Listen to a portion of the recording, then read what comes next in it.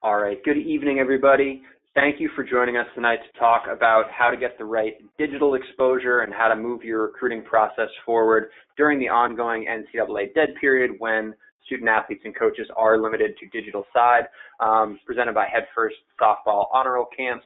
We're going to dive into the content for the evening. Before we do, just want to go over a quick agenda for the evening. We're going to, after some quick introductions, we're then going to work through these three central topics: the status of high academic recruiting as it stands right now, what has changed over the last couple months, what hasn't, where do things lie right now, the status and timing at some of these high academic type college softball programs, how student athletes can move their recruiting process forward this fall and winter, and then a big chunk of this as well. That fourth one is a little bit of a misnomer. We're going to talk a lot about coach communication. It's going to come up throughout other aspects of that as well, but some really in-depth discussion of what it takes to make efficient and effective coach communication when you don't necessarily have the same opportunities for face-to-face contact.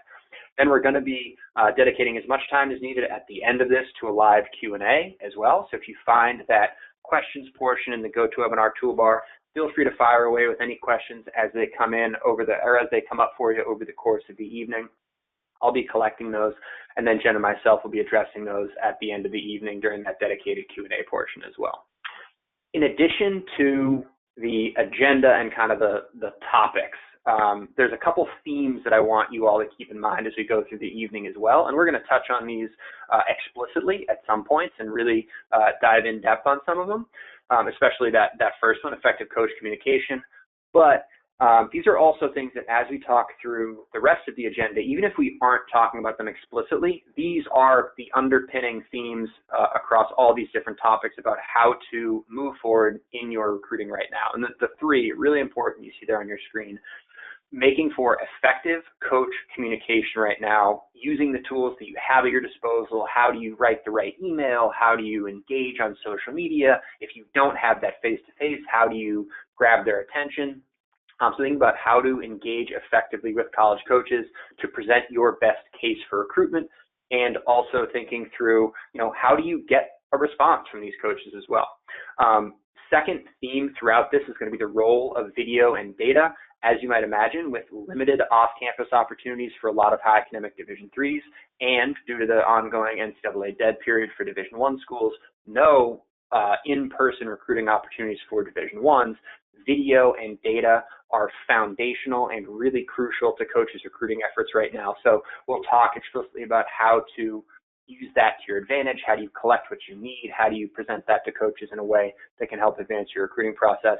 And then number three, and this is one that is really, really crucial, especially for this time of year, especially as we think about 2021s who are finishing their recruiting process, 2022s and 2023s who are really getting in the thick of it, is proactivity, being proactive and really attacking the recruiting process from wherever you are, and to keep it moving forward, even when it's not ideal and things aren't as you might have imagined them or drawn them up right now.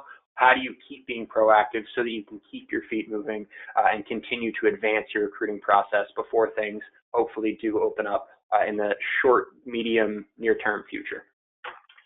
Before we dive into that content in detail, I want to give some quick introductions to our team and who you're going to be hearing from this evening on the webinar. Jenna, could you introduce yourself? I can. So my name is Jenna Orlando. I am from Bloomfield, New Jersey, and graduated from Lafayette College, where I was fortunate enough to play softball for 4 years. After graduating, I started working for the Head First companies as a leadership fellow, and then turned all of my attention to our showcase division. So I've been working at Head First for about 3.5 years now and oversee the operations of our showcase camps. Thank you, Jenna. And my name is Max McKenna. I'm our Senior Manager of Marketing for Head First Showcase Camps. I had the pleasure of attending Amherst College up in Massachusetts, where I graduated in 2011, once upon a time ago. I played baseball there for 4 years as a pitcher. After my college career, I went into teaching and coaching, first as a teaching fellow up in the staying in the New England area at Phillips Andover Academy, where I was an assistant baseball coach and teaching fellow in history. Then went on to the master's school, outside, a small private school outside New York City, where I was the baseball coach and history teacher there. And I came back to Head First full-time after interning for 2 years. When I was at Amherst, during my time at Amherst, I interned for Head First for 2 summers. I came back full-time about 6.5 years ago in the summer of 2014. And I've had the great pleasure ever since to work really closely with this division to make sure that, the same opportunities or better opportunities that I had in my recruiting process, we're able to deliver to the next generation of student athletes as well. Now we're going to dive into the status of high academic recruiting. What has changed with the dead period? What has changed about coaches' recruiting efforts? And how have we kind of seen it evolve over the last few months? The first thing I want to talk about here is kind of the timeline. Apologies, that typo. The timeline, not the Tim line, the timeline of how things have adapted and evolved in high academic recruiting. And we're thinking about this in kind of 3 waves based on the conversations that we have had with a lot of college coaches. Now, it's not necessarily the case with every single college program. Some are at different places along this, but these are some of the kind of general timelines and general periods that we've seen college coaches work through. In March to June, right when everything was hitting, unfortunately, we saw a lot of college and high school softball seasons canceled, suspended, ended early, and we saw that first implementation of the dead period from the NCAA. And in that March to June timeframe, I think that a lot of coaches first hit this kind of wait and see period. They didn't know what their spring and summer recruiting efforts might look like, and so they kind of put a pause on some things, maybe continuing some of the conversations that they had with girls that they were recruiting leading into that time frame, but not necessarily in March, April, and May being as aggressive with some of the recruiting efforts. Now, this wasn't much of a huge loss for them because, as you might imagine, normally March, April, and May, they are in season, and so it's hard for them to really have aggressive recruiting efforts during that time period anyway. But I think that a lot of coaches during this time frame in that, spring into early summer period were really hoping that things would open up for the summer recruiting, and they were kind of waiting to see what would happen next for them. Next was June to August. Obviously, unfortunately, things did not open up. The NCAA Division I dead period was extended, has continued to be extended. So June to August looked very different for these coaches than it ever has before. And there was certainly a time of adjustment for them. I think that a lot of coaches, especially at the programs that we've spoken with at our partner high academic programs, they spent a lot of June to August adapting their recruiting efforts and thinking, okay, what are the recruiting resources that I have access to now that I didn't, and how do I use them to replace some of the in-person recruiting efforts that I might have had during a typical summer. And over this time frame, whether it was looking at video or watching some various live streams from tournaments or turning their attention to data and analytics, a lot of them, and as we'll talk about, the most important one being video, but as they adapted to this new landscape of recruiting, they also started to build some comfort with the tools and with the outreach and with, talking with their recruits only over email or over email and Zoom and FaceTime. And what does it mean to not get a recruit on campus for a traditional visit to get a sense of what the campus is like? And so from that June to August period, a lot of coaches were adapting to the recruiting resources that they did have, and they were building comfort with making recruiting decisions based off of what they did have in lieu of what they usually would have or what they might wish that they had. And then the third time period is August to present. As coaches and after coaches built up this baseline of comfort with the recruiting materials that they had, we have seen them really from August, September on. They have been moving at or near, in some cases, their regular pace with recruiting efforts for both 2021s and 2022s. So once they adapted to this new landscape of recruiting and of the resources that they had available to them, they started to say, okay, well, we can't just put everything on pause and wait for things to be back to normal. They also, as coaches, need to be proactive in their recruiting. And so we've seen them really pick up the pace of that in their conversations with 2021s, certainly who were in the crunch time, but also with 2022s in terms of building out what those recruiting lists look like for this fall, next spring, next summer, as they anticipate getting back on the road. So over the last couple months, we really have seen not a return to normal in the sense of the recruiting process still looks different, but the way that coaches are making decisions and the timeline of a lot of those decisions, I think has normalized roughly back to where it had been prior to all this as well. Again, speaking very generally, there's going to be a lot of exceptions at different programs and what pieces of the puzzle they are using, whether it's heavier on video or heavier on X, Y, and Z. Jenna, I'd love to get your sense, having been through this process most recently. What was your kind of recruiting process like? How did you end up at Lafayette? And then that can, I think, serve as a things that once were, what do they look like now? So could you give like a brief 30, 45, 60-second overview of how you came to be at Lafayette? Absolutely. Yeah. So I was playing a lot of travel ball. I played on the New Jersey Heist. I was relying heavily on getting recruited through that avenue, and then here and there attending some individual college camps.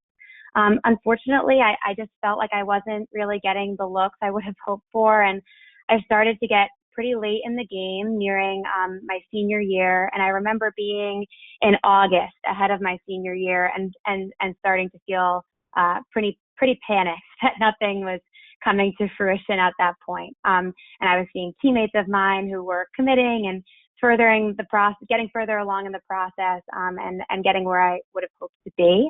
And I was super lucky in that I worked out at a gym nearby, and the trainer I worked with had just a handful of coaches who he knew in the area. And he actually knew the Lafayette coach at the time. And she ended up coming to one of my first fall ball games of the season. I had never played shortstop before, but she asked if she could see me there. I played one inning at short. I don't even know if a single ball was hit to me. And I know that I struck out. And I ended up ultimately speaking to her after the game and making a connection. And she loved, I guess, the way I carried myself on the field. And I think ultimately, I think my recruiting story, I think everybody's looks so different, but I think mine kind of goes to show how lucky I got. I always say that I feel like Lafayette kind of fell into my lap. And I think that it speaks to, I wish that same luck applied right now, but I don't know what my process would have looked like if I did get that late and I was depending on that sort of in person. The Lafayette coach is going to show up and happen to catch an inning. So yeah, that's kind of the way it went for me. And I think that's what you alluded to there at the end. I think that's super informative. And you heard Jenny use the word luck. She felt like she got lucky in the recruiting process. I, quite candidly, feel the same way. I had no idea what I was doing in my recruiting process. I went to a couple school-specific camps. I end up getting approached by this school that's a perfect academic fit for me. It's 2 hours away from home, and somehow I had never heard of it. And all of a sudden, I end up on campus at Amherst. I had this conversation with Jenna the other day. I really view a big part of our job at Head First as we need to be, our goal and our role is to eliminate luck from the recruiting process. Players like Jenna shouldn't have to get lucky and rely on these kind of personal relationships that may or may not exist with the right school for you. And at a typical camp, the way that we do that is by prolonged and sustained and dedicated interaction with and exposure to these college coaches, right?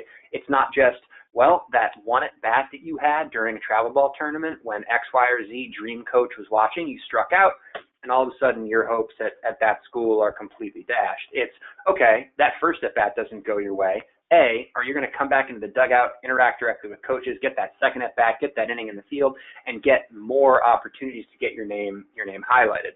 But I think the same thing applies now. The same principles apply now in terms of trying to remove luck from the recruiting process. And so what we have done is, in addition to adapting to the kind of new timeline of coaches kind of learning the ropes on what looks different about recruiting, there have also been a series of new tools. And I put new in quotes here for the new tools because these tools have been around and they've been a part of the recruiting puzzle for coaches at these programs for years now. But the difference, and the reason that I call them new tools, is that now they are for the majority of programs and for all Division I programs, they're all that they have. And I think that's really important to highlight. It's not that video is new to coaches. Coaches have been using video for years, but right now that is the bulk of what they have to go on. So in terms of these new tools, there are three we're going to highlight here. The first one is video, and video is absolutely crucial because it is the next best proxy for a coach seeing you play. Now, there are two different types of video that I kind of want to highlight here. One is that recruiting showcase video, those isolated ground ball reps of you playing shortstop, those BP or front toss reps, the bullpen reps if you're a pitcher, that kind of thing. That's one thing, and those are meant to highlight your fundamentals and kind of your performance in a controlled setting. There also is some important pieces behind getting live game footage. The tough thing about live game footage is the coaches don't necessarily know how to calibrate the level of competition. And so that can be something that coaches right now, when they're watching live game footage from a travel tournament, it can be tough for them to assess, okay, I just watched this girl strike out 6 straight batters. I don't know if they were all Arkansas commits or if they were all, a 14U team that just happened to stumble onto this field by accident. And so I think that calibration of that live game footage is something that can be really, really important, and that players can create by communicating effectively with coaches what they're looking at. A key thing to highlight here about these different pieces of video is that just because coaches aren't able to see you live and in person, it doesn't mean that they're going to say, well, I'm 50% comfortable recruiting this player, coin flip, I guess I'm gonna get her in. Coaches still want to have as complete a view as possible into the players that they're recruiting as they did before. They just need to use different avenues to get there, which for video means more and more video. If you created a video over the summer, great. This fall is a perfect time to update that showcase video and get a few more live game innings and get a bit more footage of yourself so you can update coaches with that, so you can keep creating this library of video that you can use to communicate with college coaches as well. Next up is what I'm calling email plus. Email communication is going to be the most important and most widely used avenue of communication with college coaches. It's free. Everybody has it. It's really easy. For all those same reasons, those reasons are why it's really important in your recruiting process. All those same reasons are also why it's more crowded, right? Everybody has email accounts, so everybody can be emailing these college coaches. These college coaches, the tools that they have, though, are for student athletes that they are interested in recruiting. They want to get to know you just as they would in person. And I've seen a lot of coaches using other avenues like Zoom, FaceTime, following up with girls on social media, doing the Zoom campus tour, the virtual campus tour, or something like that, so they can still get a sense of who these girls are as people. Because coaches absolutely want to recruit the best players who can contribute to the success, on-field success of their programs. Coaches also want to know that the players that they're recruiting have the character and culture fit to be a positive force in the locker room, in the dugout, and on their school's campus. And so they still want to get a sense of not just who you are as a player, but also who you are as a person. And using things like email communication can give you some sense of that, but coaches are able to deepen that by getting, these other proxies for face-to-face interaction as well. And then last up here is data and analytics. And when we talk about data analytics, we're talking about it's kind of a wide gamut of things. It's tools like blast motion and Rapsodo hitting and Rapsodo pitching and hit tracks and these kind of advanced tools and toys that some facilities have, that we use at our adapted programming. But it's also things like the objective measurements, like your home to first running time, your home to home running time, your overhand throwing velocity, and your batted ball velocity. Some things that are a little bit easier to capture, but that still give a sense of your horsepower, your overall output. The important piece of data analytics, the comparison to some degree, is your video and your gameplay, your live game footage is that's your GPA, that's your high school transcript. It shows how you do day in, day out, how you perform with the team. Those are your travel ball stats, your batting average, that kind of stuff. Your data analytics, your fastest home to first time that you can send to a coach, your fastest batted ball velocity, that's your SAT score, right? That's here's the potential engine that I have. It's not, I'm not going to hit the ball 70 miles an hour every time I make contact necessarily, but at my ideal, I have this capability. And so it points to your projectability. It helps highlight tools that you have as a player, whether it's hit for power or speed or arm strength, whatever it is. It allows you to highlight your potential and kind of your maximum output with some of your tools, which gives coaches a good sense of when they put it in the puzzle with some of these other pieces. Okay, right now I'm watching this video and her arm accuracy or arm strength is not quite where I need it to be, but I know that she has it in there because I'm looking at her max overhand throwing velocity, and it's definitely right where I need it to be for my right fielder, wherever the case may be. Jenna, do you want to dive in on this and kind of flesh it out a little bit more, and then also mention kind of what coaches have said in some of the conversations that we've had with them as well? Yeah, absolutely. So from our Showcase Plus specific events that we've run thus far, we were able to collect some feedback from coaches on their use of basically what we've been collecting at events. So what Max just talked through, the video and the data. And from what we've heard directly from coaches, they're using our master database, which is really heavy on numbers and personal player information to essentially filter specific to their program needs. And that's depending on the program, but things such as class year, position type, if a girl runs a certain time on her 20-yard dash within a certain test score range, to then click through and delve into the video and the data of the girls that fit those program needs.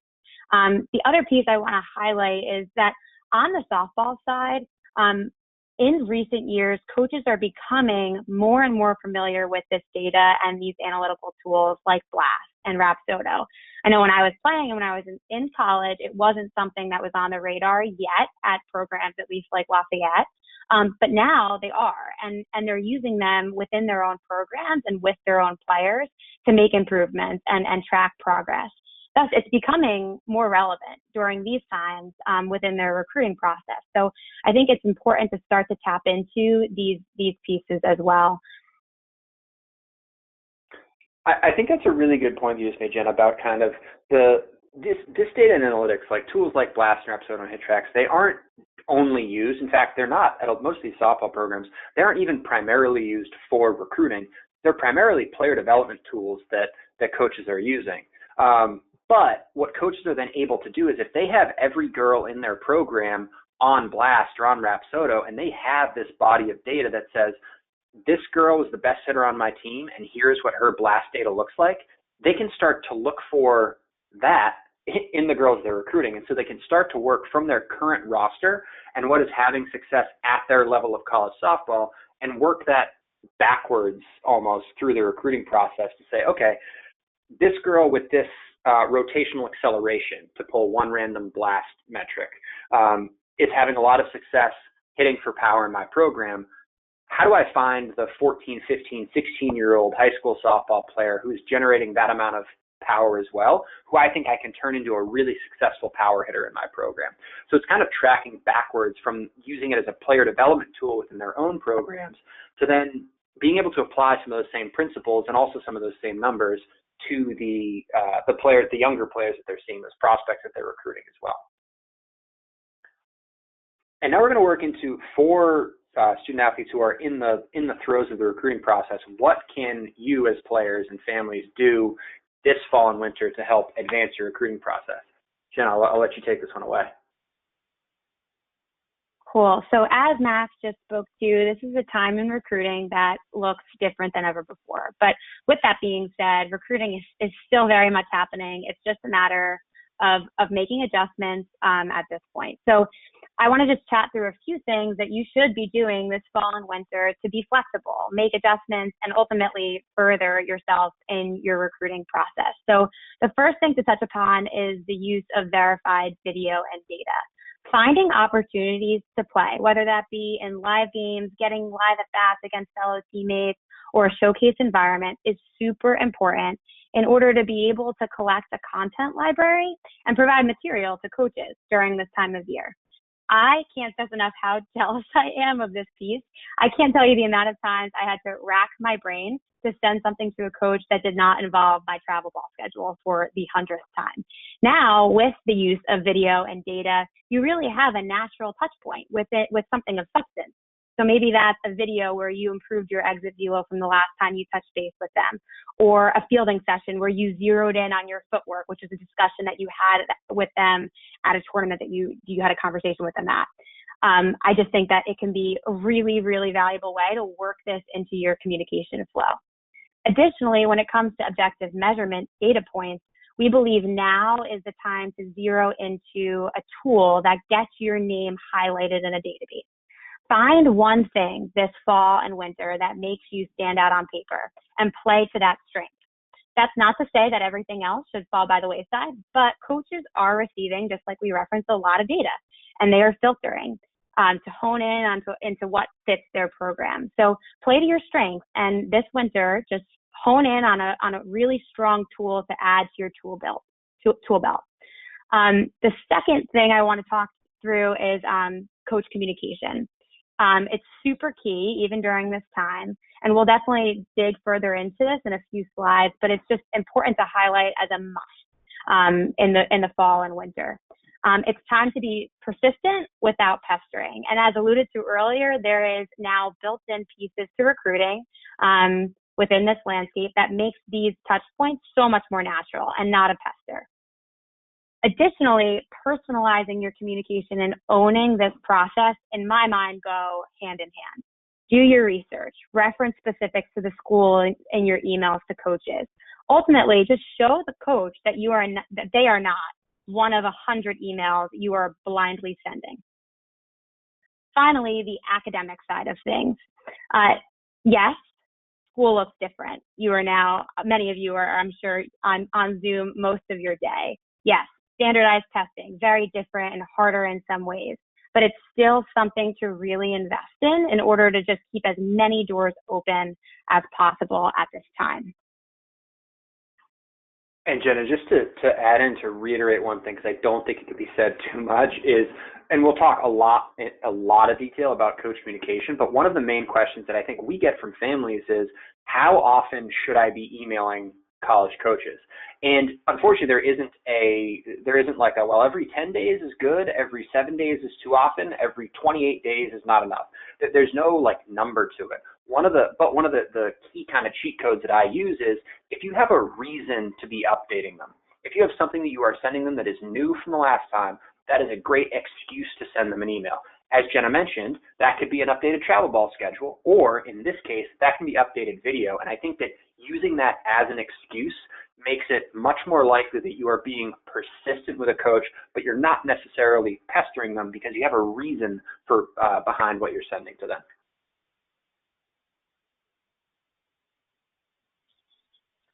So as Matt referenced earlier, it's so important for us to stress to you all the value of proactivity. We're hearing a lot of players willing to kind of wait it out and see if things normalize again before diving back into the process. And we just want to continue to stress that you should not get caught on your heels at this time. While there's definitely no silver bullet to recruiting, proactivity is the closest thing that you can get to a cheat code. Start to hone in on your target program. Start collecting that video and data that we've referenced. Get the right exposure. Put yourself out there and continue communicating with college coaches.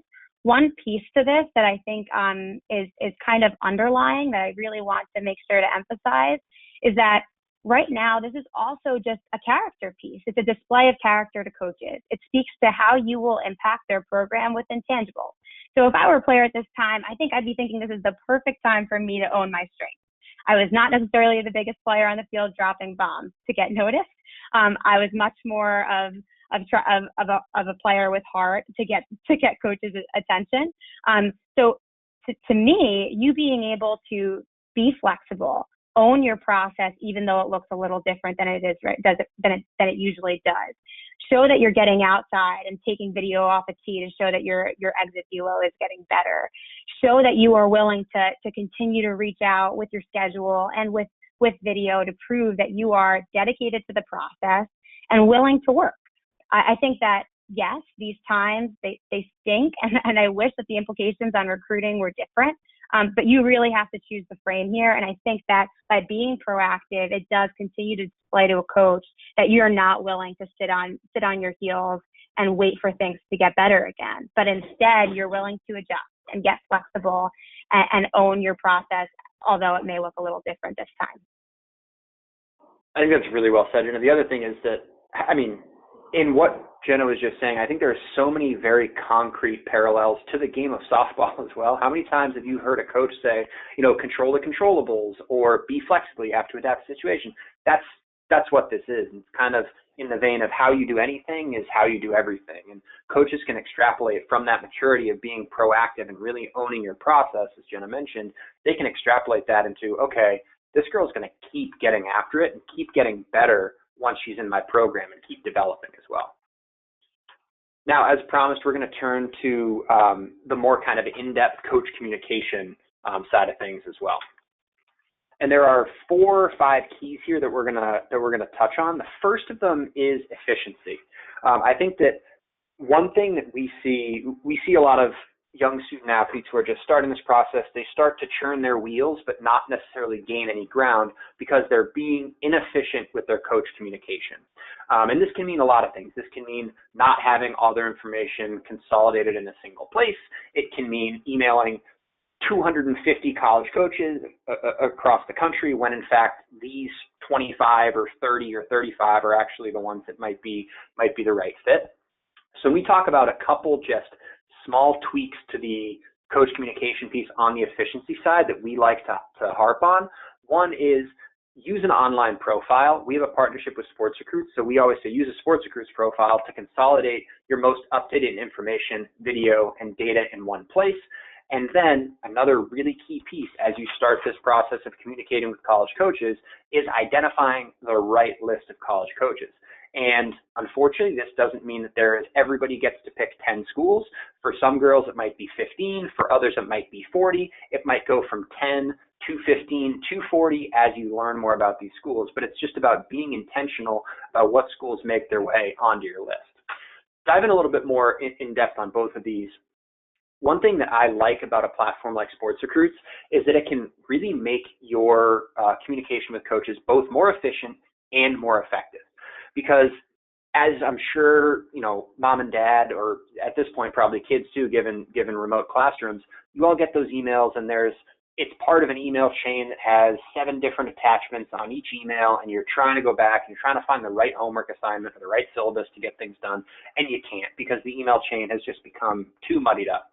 So by building out a Sports Recruits profile, you create a single landing page for yourself where that all you have to do is send to that coach that you're targeting. All you have to do is send them one link, and you know that everything at that link is A, there. You know that it's all in one place. And B, you know that the information that you're sending them is up to date as well, because you don't have to go back and say, oh gosh, did I send you the quarter 2 transcript or the quarter 3 transcript? Did I send you the most up-to-date video, or did I send you the one from June? Did I send you the BP that I took in August, or the one from September? It's all of the right stuff. And so you can be comfortable just saying, hey coach, here is all of the information that you should need. What it also does is it creates a one-stop shop for everything that a college coach, or at least most of the things that a college coach needs to see about you. They can look at your contact info. They can look at your social media handles. They can see your transcript and your SAT and your ACT scores. There's a place to host video. You can edit your own video and do your own highlight reel, and it makes it really easy. And so having all of that stuff in one place, as opposed to a coach having to click on, these 3 YouTube links and then click download this transcript and then this other PDF that has your SAT scores, it's all in one place, where it makes it much easier to digest and quickly scan through, because quite frankly, coaches get a lot of emails from a lot of prospective student athletes. And so making it as easy as possible for a college coach to find the right information and then review it so that they can say, oh, here's a really good reason that I should have a follow-up conversation with Jenna Orlando. It's her transcript or it's her video. And then again, that one single landing page for all of your recruiting information is just, it can be really helpful, because as we'll talk about in great detail, you're going to have to reinvest your time in personalizing every single touch point. So every 5 minutes that you save not having to track down all these different attachments and video links, you can reinvest that 5 or 10 minutes in personalizing the email to each and every coach so that it really sings, so you can try to guarantee a response from the coaches that you're interested in. Second bullet here is identifying your list of target schools so that you can really go in depth with every touch point. If you're trying to email 150 or 200 college coaches all at once, you're just going to be trying to check boxes, and you're not necessarily going to dedicate the time, energy, and attention to each and every single touch point because you just can't. It's just impossible to be divided in that many different ways. So when it comes to efficiency, one of the best things that you can do is start to identify the schools that might be the right fit for you. And the first 15 or 20 schools that you identify, those aren't the schools that you have to marry. Those aren't the schools that you're going to end up at necessarily, but it's just important to start to put some parameters on them. And the way that I think about this is by starting from the qualities of a school, not the name of a school. I think about if you picture your college experience, how many students are in each class on average? How big is the student body? Are you in a city? Are you in a suburb? Are you outside of a city? How close are you to home? All these different things, these qualities that make up a school, are much more important than the name that's on that plaque on the beautiful gate at the front of campus. Now, another plug for Sports Recruits here is one tool that they have built into their platform that I'm going to try to pull up on the screen here as well, is they have the ability to start to filter some of these schools. This is my Test Sports Recruit platform or profile. You can click into schools, you click into school search, and then you can start to narrow. If I'm only interested in going to schools that are, 150 miles from home, great, I can do that. If I want to select only schools that are on the West Coast, great. If I'm thinking about, I want to go to a small school, so I don't want it to be more than 6,000, so I'm going to filter for the size of it. I'm a really good student, so I'm only going to look at the more selective and the most selective. I'm looking to major in something related to science. I'm going to major in a STEM field, but also, I'm kind of looking at medicine, and so I can start to filter down and see, do these schools have the academic offerings that I want? Do they have the other qualities that I want as well? Are they in the right conference? If that's something that you have a sense of, you can filter by division. So all these are, there's no one right answer to what you do with that, but I just think it's really important to start to set some parameters around building your school list so that you can be really in depth with every touch point. And it can be the size of the school, it can be the academics, it can be how far away from home it is. It does not matter what those parameters are, but just start to identify which of those qualities are really important to you as a student athlete, and then you can start to filter down and really narrow that list from, the 3,500 schools in the country that have softball programs down to the starting 50 at least, so that you can start that line of communication with some of them.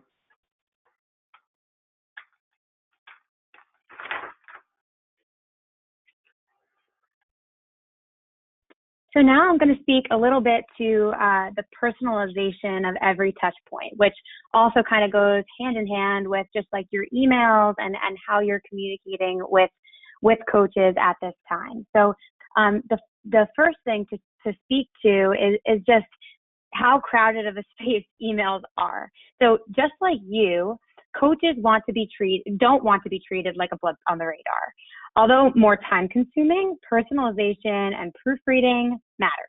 So as an example, let's say I'm interested in engineering and I'm taking a look at Lafayette, which has a fantastic engineering program.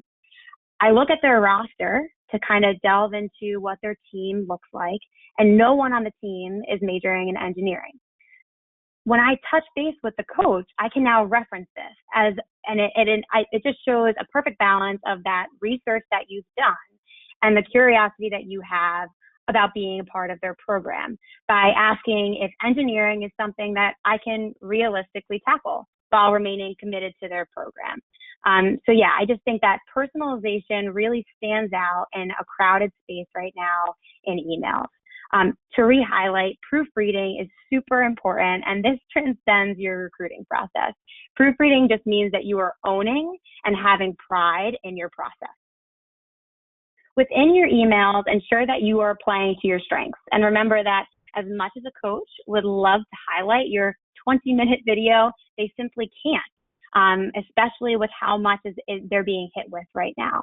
So streamline and organize your content in order to hold attention and highlight your strengths as a student and an athlete and give them what they need. So your academic information, your contact information, a short snippet of video clips that you can kind of create this really well-formed highlight reel of. The final piece to touch upon are non-email touch points. And there are two to speak to on this slide. And the first is social media. And while it's not a mandate, it's obviously something that is very present in our lives right now. And I think that what we want to stress here is just that it can be a creation of and an extension of your brand. It can be really cool for a coach to reference throughout the process when in your communications flow. And again, it's just a way to kind of stand out among the many. Finally, just something that we strongly preach at Head First are handwritten letters. It's a way to mix it up. Again, it's a crowded space. If you attend a camp, if you go to a tournament and you have a really awesome conversation with a coach that stuck with you, write a handwritten note. It's really easy. I do it all the time to look up a coach and look up their address, their office address, and shoot them a quick note. So yeah, those are a couple of things that we just wanted to review in coach communication. And I think that last one especially, Jen, I think it's so important, but also I think it's become so lost. And I think that, when people think about spam or junk mail, it used to be that physical inboxes were incredibly overcrowded and email inboxes were pretty much empty. Now that is completely reversed, it's important to make touch points with coaches in non-crowded channels. I think that's, to some degree, the recruiting process has a bit of a marketing exercise to it, right? It's like reaching the right people at the right time with the right message and trying to do it in a way where you can grab their attention. And so, yes, the bulk of it, as I said earlier, the bulk of your coach communication is going to be driven by email because it is so prevalent, because it's ubiquitous, because everybody has one. But a great way to stand out is to put pen to paper and write a letter, because that means that coach knows that you are at least interested enough in their program. You're at least invested enough in that school to take 10 minutes and 42 cents, whatever a stamp costs nowadays, to put that in the mail and send it to them. That's a sign of genuine and really good interest for these coaches. I think that can be really important just to make your name stand out. Obviously, you still need to have the on-field tools and the character and the academics to back that up, but it's a really good way to really ensure a quality look from the coach without just, it got lost in my inbox. So I think that can be a really important and additive piece to it as well. Next, we're going to head into the Q&A portion, and so I want to make sure that everybody has a chance to get their questions in. You should see in the GoToWebinar toolbar a questions tab. You can type your question right in there, fire away. Jenna's going to go over one quick slide about some of our upcoming events, and then I'm going to start compiling some of these questions. So if you have anything in your mind, feel free to fire it in there, and we can make sure that we handle it.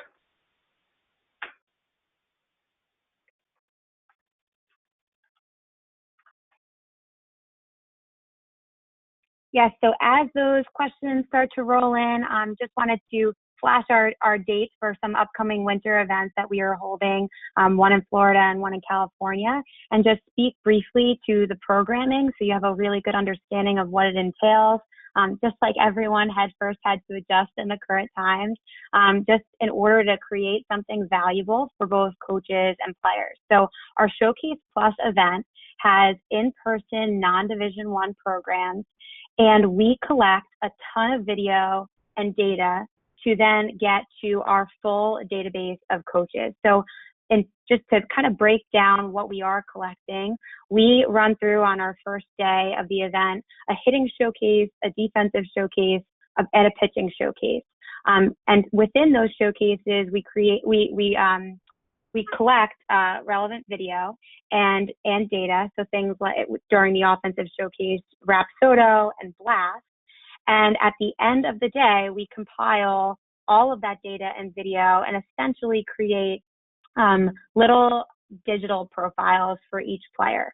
So kind of like what I mentioned earlier that coaches were mentioning is this master database. So we create this master database that has, it's pretty numbers based. It has all of the players that attended that camp session. It has their contact information and their academic information and their grad year, and then also some of those metrics that we collected. So it links out to your video, it links out to your offensive showcase or your pitching showcase data. And it also has, which I didn't mention, is our objective measurements. So things like your 20-yard dash and your broad jump within that one pager as well. So then they can simply go through, they can filter and then click into your little profile that has all of your information compiled from that first day of camp. On the second day of camp, you play, it's all live gameplay, and we partner with a video partner called NextPro, who collects in-game footage and tags it to each individual student athlete. Even without paying for this service, it gets shared with all of our coaches within our database.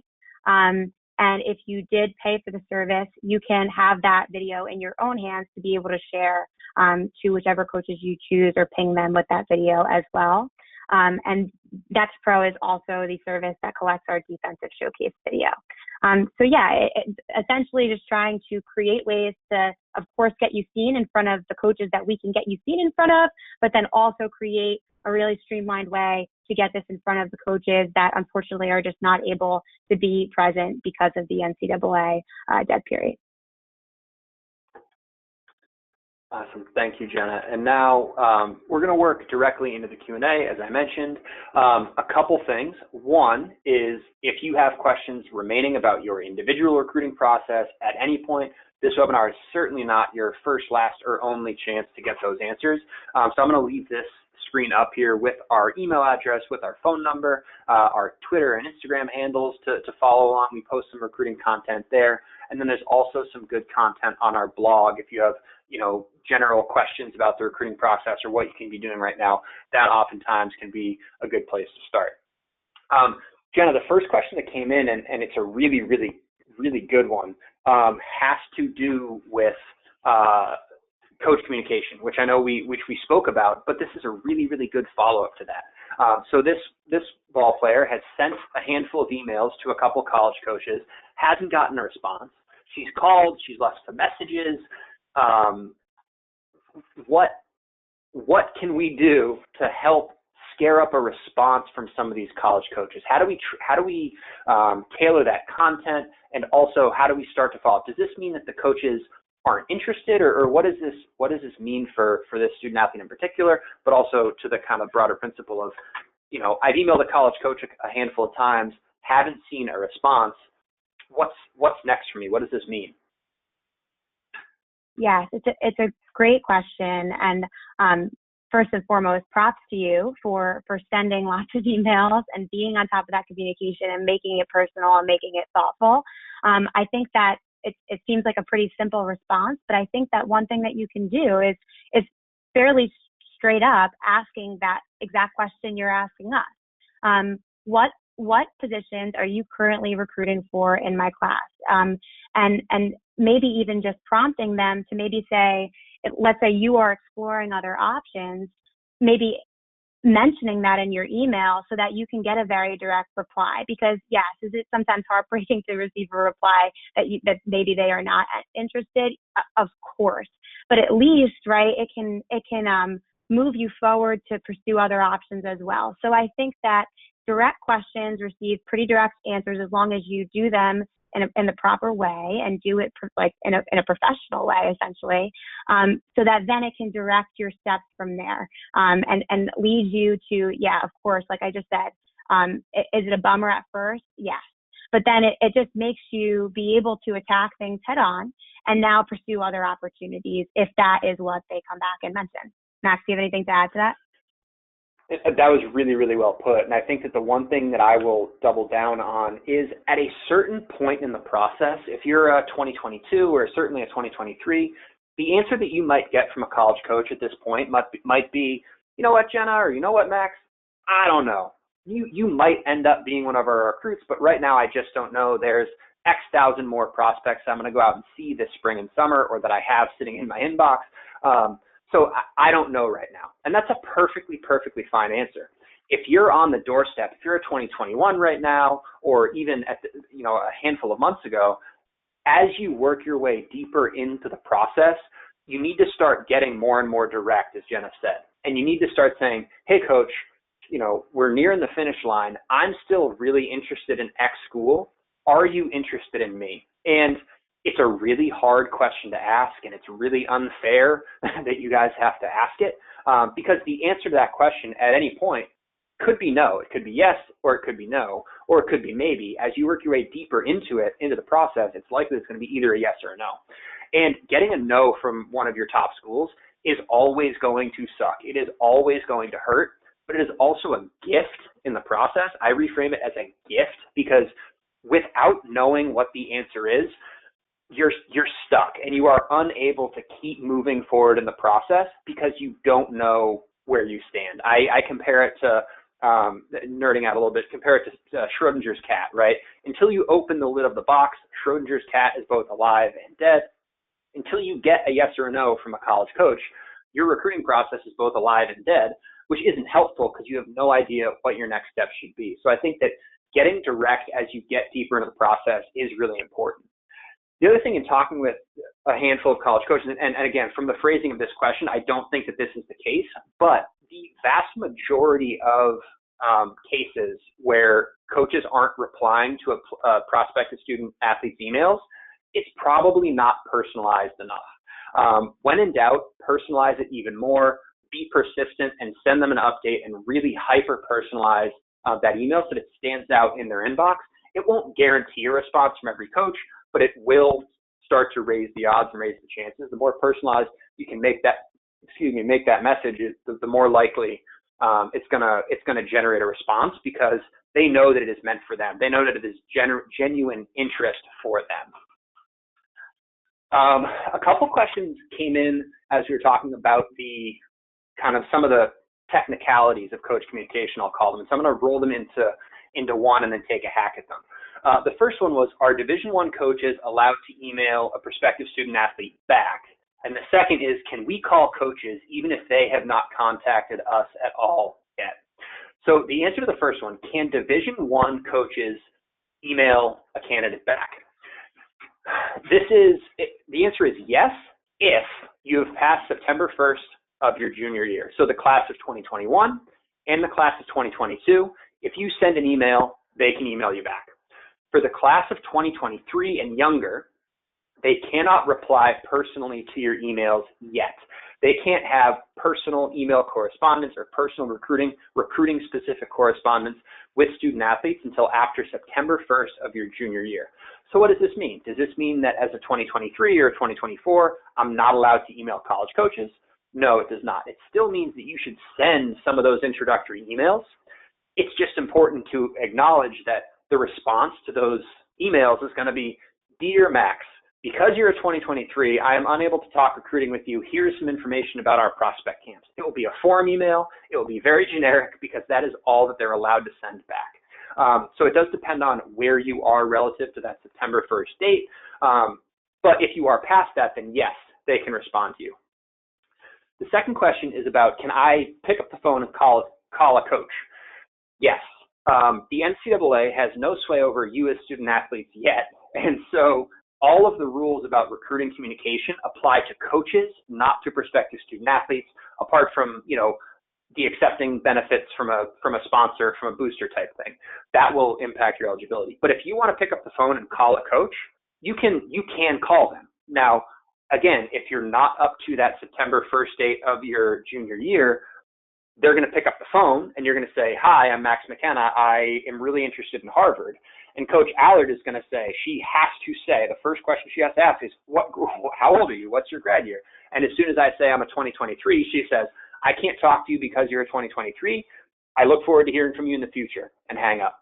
So it does, that timeline does still bound coaches to what they're able to say on the phones as well.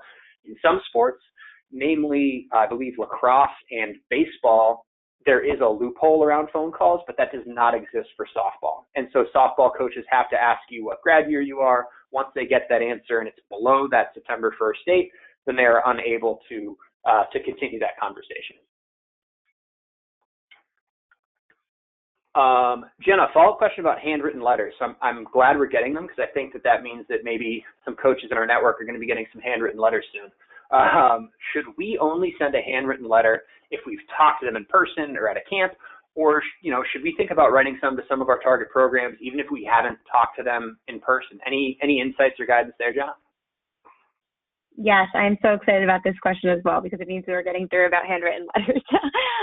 So I think that, yes, you can certainly still send one, even if you have not talked to them in person. But going back to the point that we were making earlier, make sure that it's something of substance. Make sure that it's personalized to the school or the coach, just in order to make it a little bit more engaging and not looking like you are just sending out a bunch of handwritten letters, because we don't want to water those down too much. They are so special in nature, so they will still stand out. But I would just continue to highlight, make them stand out, and personalizing them and making them specific to the school and your process. Absolutely. And I think that to follow up on that, they can be the most impactful if they follow up on a personal connection, but they don't necessarily have to. I think that, if you come to one of our events and you meet a coach and you have a really great conversation with Coach Schoenoff from Oberlin, and then you walk in and you're like, you know what? She taught me something really valuable about my wrist snap when I was pitching. I want to send her a thank you note. That's when it can be really, really impactful.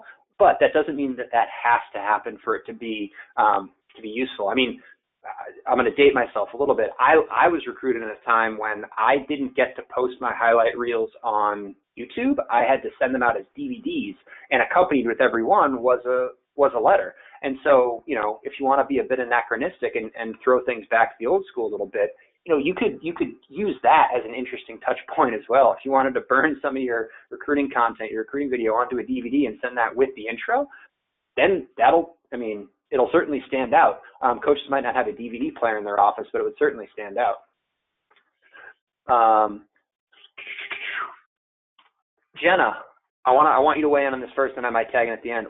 What's good content for an initial introduction email to a coach for an underclassman? This is specifically about a 2024 grad, but I'd be curious for your take on, as a 2022 between a 2022 and a 2024, 2025, what should that introductory email look like? What should it include when you think about that first note to coaches? Yes. So I guess a couple of the simple pieces are just your obvious grad year, your contact information, your schedule, if you have anything upcoming. If you have anything that can speak to your academics, I think that's a really important play, even as an underclassman. So pointing to things that maybe you're involved in, or even just your grades at this point. I know that maybe test scores could be early as a 2024, especially at this time. And then coupled with that, I think it's a really awesome time to really push out video, because then to follow up, and as we've been really driving home, is this piece of progress and displaying progress and showing that you are grinding and showing some pieces of your character. So if you kind of start that, you take that initial step towards showing your video and maybe some data as a younger player, to then be able to have those really natural touch points of, hey coach, like, maybe they reached out and they gave you some tips or pointers of things, room for improvement, especially as a younger kid. Now you can touch base with them again with things that you've been working on, and show them the progress that you've made. So yeah, I think those are the things that I would focus in on, but Max, happy to hear anything else that you might have. No, I think that's a really good, really well put. And I think that it's really important to remember that as a 22, as a 23, as a 24, certainly, you have an incomplete resume, right? If you're going to send some of these high academic coaches a middle school transcript, they might appreciate it, but they're not going to be able to walk a middle school transcript over to their admissions office and say, hey, Jenna Orlando is our newest recruit. She has all A's in 8th grade. They're going to say, great. Is she in high school? Does she have a high school transcript? Because that's what we need to actually admit her.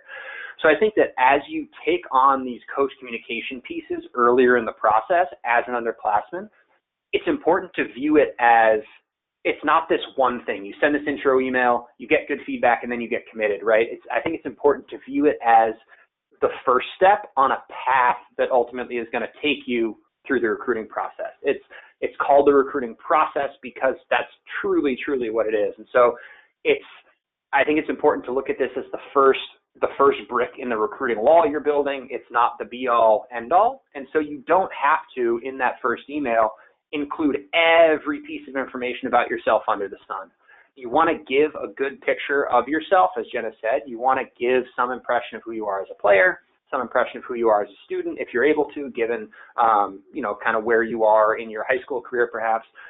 You want to give them a sense of who you are, but it isn't your one opportunity as a high school freshman to tell this coach everything about yourself and really impress them, right? It's going to be a journey, and so I think it's important to keep that mindset as you work through it. And then, as Jenna said, creating opportunities for yourself for persistent but respectful follow-up through the process. Here is my latest transcript. I'm really proud of this, the way that I brought my grade up in Spanish. Here's my latest video. I've been working a lot on my footwork, and I'd love to hear your feedback. So creating those opportunities for future follow-up as well. One that I'm going to kind of touch on, and then Jen, I'm really curious for your take on this as well, has to do with kind of school selection. So this is from a parent speaking about their daughter's process. Our daughter has some potential D1 tools and high academics. She has a reach D1 school, but also several high-end D2s and D3s that are currently on her list. How relevant is the standard name your top 3 schools question that you would get from college coaches? Would a D3, hearing the answer to that question, if you said a D1 school to a D3 school, would that be a red flag? Would that be a negative? And then the disclaimer here is the truth. We are casting a wide net and looking for the right academics and playing opportunity. And right now, that covers a range of D1, D2, and D3 schools and opportunities. I love the way this question is phrased because I think that this parent and this family and this student athlete are going about things in a really, really responsible and really positive way. At this stage in the process for a 2022, certainly for a 23, 24, 25, younger, your list should not be narrowed to only Division I schools or only Division III schools or anything. It shouldn't be even really relevant to the Division I, II, and III ladder for the most part. When you take your first cut at your target school list, I think it should be based on the qualities of those schools. Some of them are going to be D1, some of them are going to be D3. If you're looking for a small liberal arts college, most of those are probably going to congregate in the Division III range. They're going to be the Grinnells, the Pomonas, the Amherst of the world. But if that's what you're looking for, then you also should have Dartmouth on that list, right? There are also Division I schools that should make it onto the list. So I think about making that first list around school qualities almost and virtually independent of the division of any of these schools. Now, in terms of communicating that with a college coach, I think that it's a more in-depth conversation. If you walk up to Coach Johnson at Amherst and you say, hey, I'm really interested in, Columbia, Harvard, Yale, Amherst, and Williams, I don't think that that's a red flag, but I think that you need to be able to construct that narrative as you have that conversation. You say, Coach Johnson, I'm really interested in Amherst because it has the right academics and playing opportunities for me. Because of that, I'm also really talking with Coach Williams at Dartmouth because I think that there's a lot of similarities between these two schools. And I think that if you construct that narrative in the conversations with coaches, it actually portrays, to Jenna's point from earlier during the presentation, it constructs that narrative of maturity. You're not just thinking, how do I play at the biggest name school that I can possibly go to? You're engaging this as a holistic process and thinking about the academic side of it as well. And I think that that can really be a benefit, but it does kind of require, or not require, but I think that it benefits from that context that you're able to give them as well.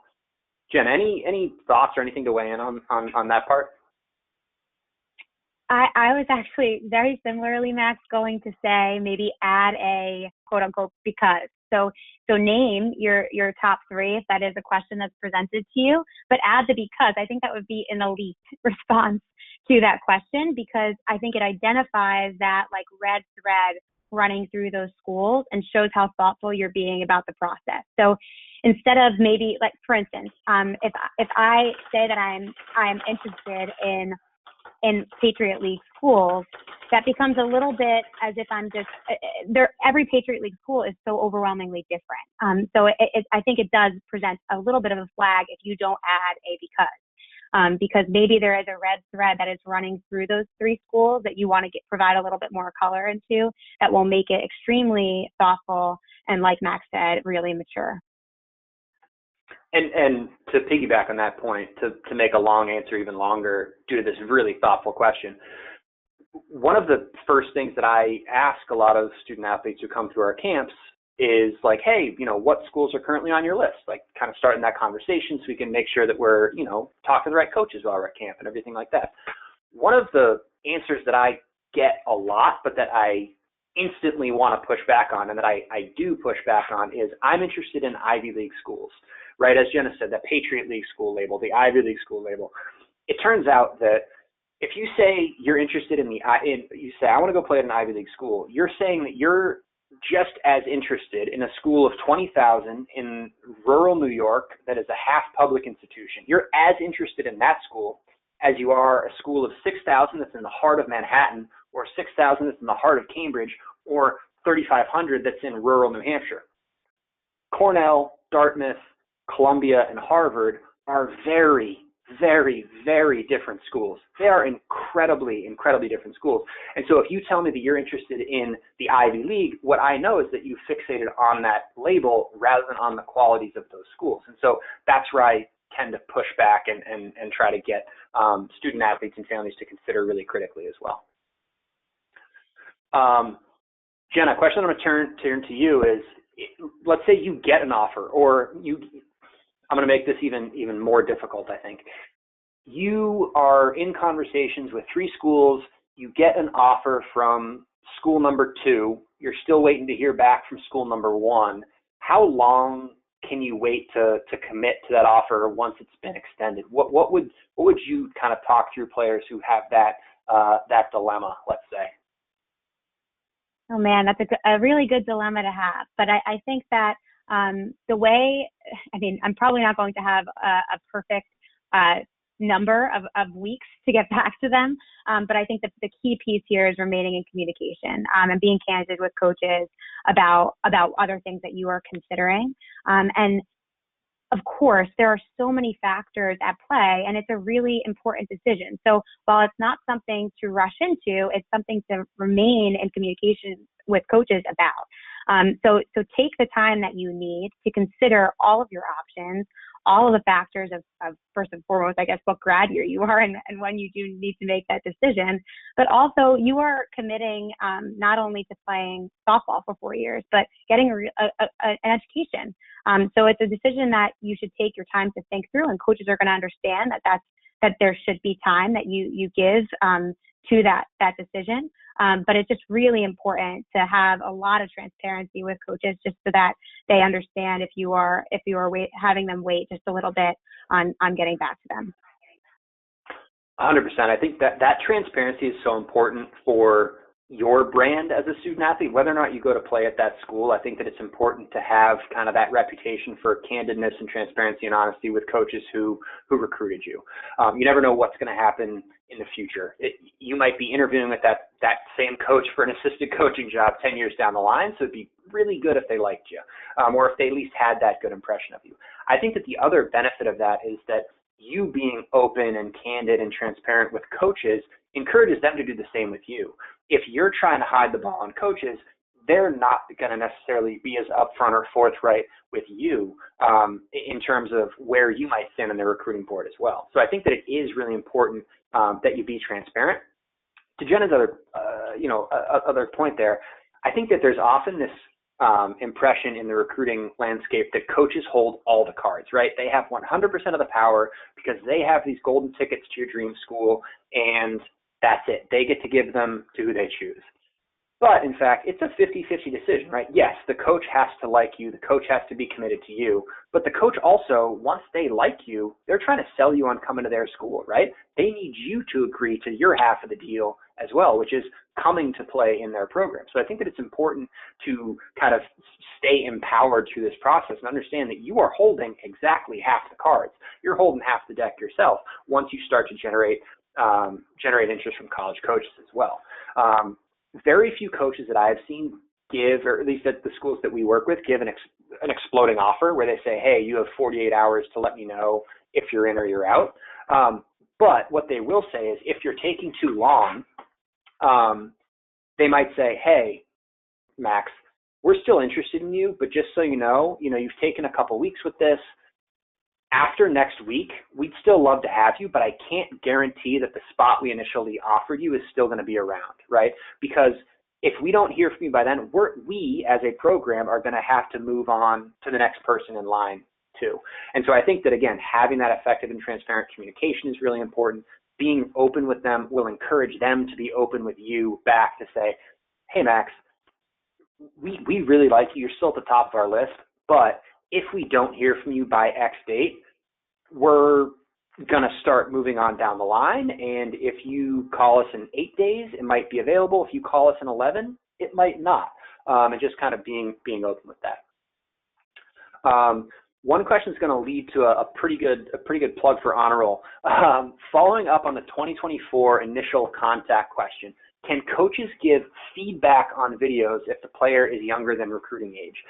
And the short answer to this one is over email, over the phone, in a recruiting context, they cannot. They cannot look at your video and say, hey, Max, what you should work on is X, Y, and Z in your footwork. They are going to send you a form email if you send them an email.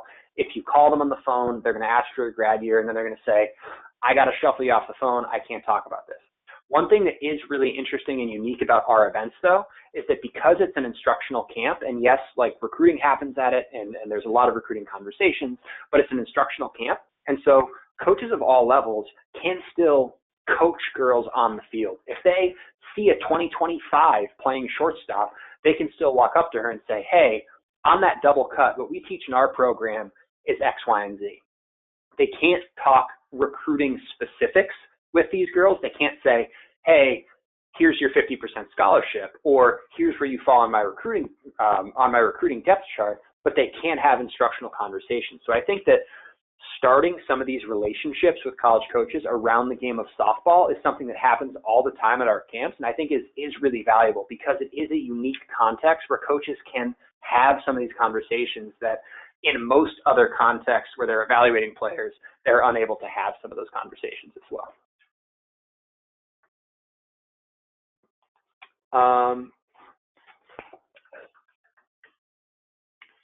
Hypothetical question, Jenna, that I'm curious for your take on. What do you think is going to happen with the dead period? Right now, it's extended through the new year. It's set to currently list on January 1st. Is there any insights that we might have there? Unfair question for you. Oh man, I wish I had all of the answers. But I can't say with any certainty. I think that initially, just in terms from speaking with some coaches, there was definitely a hope that there would be maybe some extension into the winter months and then maybe into the early spring just because of what was taken away. But right now, we just don't have that information. I think that we're all hoping that, but of course, just kind of operating under the assumption that that dead period is still in place. And that's why, we have these events in the hopper that will get you exposure in different ways with who can be there in person. And then who knows, if something does open up and we can get those Division I schools in attendance, we will do it. But yeah, I just don't know that we can say with anything with certainty right now that what's going to happen. Yeah, unfortunately, there's no direct line from our offices here in D.C. to the NCAA offices in Indianapolis. What I will say to this, to completely avoid the question that I just unfairly made Jenna take a stab at, is what I have seen from student athletes who are finding success in the recruiting process during this time, it's the same as with businesses that are surviving and are making the best of the situation. It's how quickly do you accept that this is a new reality? You do exactly everything that you can in this new context and in this new paradigm, and then you adjust from there if the picture opens up. So to me, if I'm a 2022 right now, it doesn't matter if the dead period opens up on January 1st or not.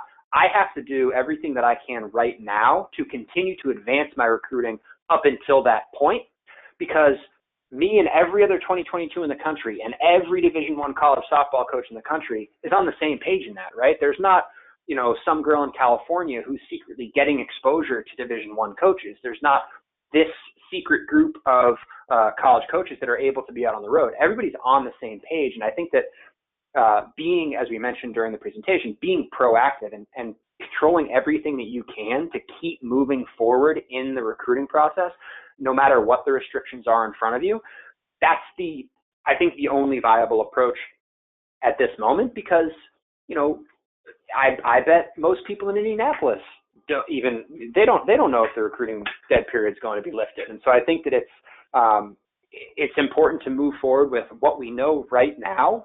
What can we do? What are the best next steps, knowing what we know right now?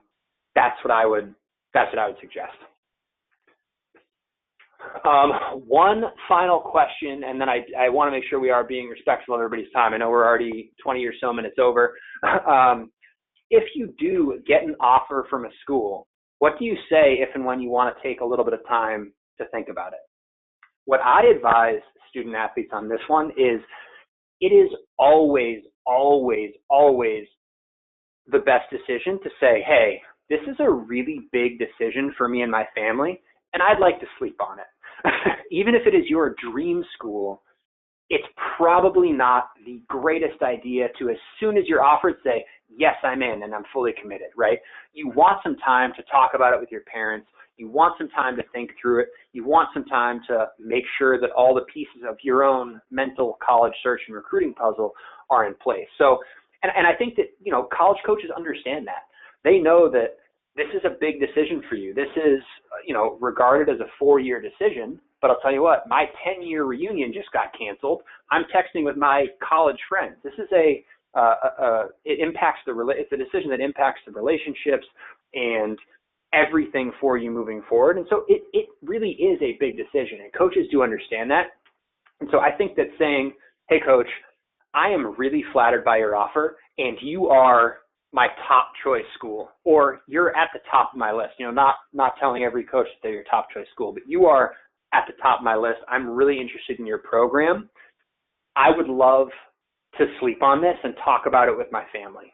And then the coach is going to say, yep, totally understand. Give me a call when you're ready, or give me a call in a couple of days and we'll talk about it. But I think that coaches do understand that need to think things through, especially from the family perspective. And, for some families, the financial perspective is going to certainly play in.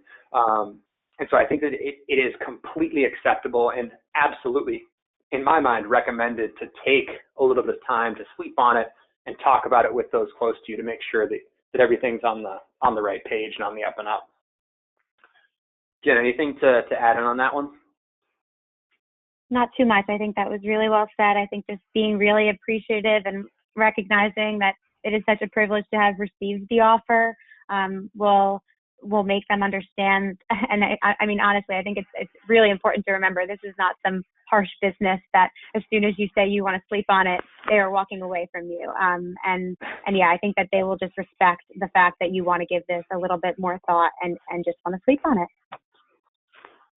Absolutely. Thank you, everybody, for joining us this evening. I know there's a couple questions still remaining in the chat that I'm going to chat back to you as one-offs if you guys want to stick around.